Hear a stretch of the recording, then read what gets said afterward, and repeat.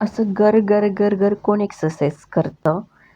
असं कोण एक्सरसाइज करतं का? तर असं मला कमेंट आलेला. तर मी एक्सरसाइज अशी करते. ॲक्चुअली होतं काय म्हटलं तर, एकतर शॉर्टला ना टाईम कमी असतो आणि त्याच्यामध्ये मला सगळं कव्हर करायचं असतं, बरोबर?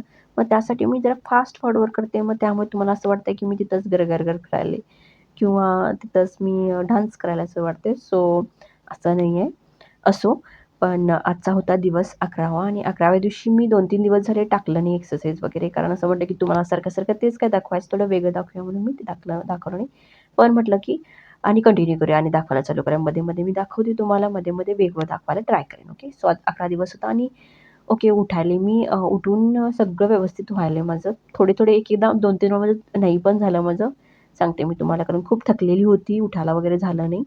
बट नंतर म्हटलं की आणि करूया म्हटलं आणि केलंच मी आणि झालं त्याच्यामध्ये. ओके. सो एक्सरसाइज वगैरे माझी सगळी झालेली आहे. योगा झालेला आहे, प्राणायाम झालेला आहे, नामस्मरण झालेलं आहे आणि मेडिटेशनचं झालेलं आहे. तर 2-3 दिवस मेडिटेशन नाही केलं.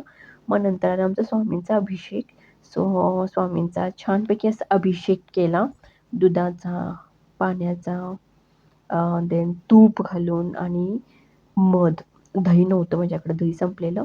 मग मध घालून आणि साखर घालून मग नंतर पाणी वगैरे घेऊन छानपैकी असा अभिषेक वगैरे घालून घेतला. मग नंतर स्वामींना छानपैकी अंघोळ घातली. अंघोळ म्हणजे अभिषेकच. मग नंतर अत्तर वगैरे छान असं लावून घेतलं आणि बघा किती छान दिसतात आमचे स्वामी. अष्टगंधक लावलेला आहे.